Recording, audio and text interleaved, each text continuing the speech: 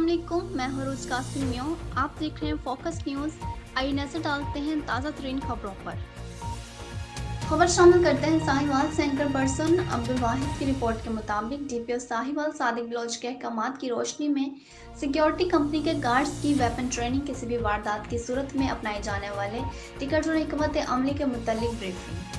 DPO Sahiwal Sadiq Baloch के अहकामात पर डीएसपी हेडक्वार्टर राना इफ्तार की जेर निगरानी इंचार्ज इलेट साजिद नवाज ने जिला साहिवाल में मौजूद तमाम प्राइवेट सिक्योरिटी कंपनीज जिन्होंने अपने सिक्योरिटी गार्ड्स मुख्तलिफ bank, petrol pump, shopping plaza और दीगर अहम शख्सियत के साथ तैनात किए हैं को असलहा चलाने के हवाले से तरबियत दी। उनके वेपन्स को चेक किया गया।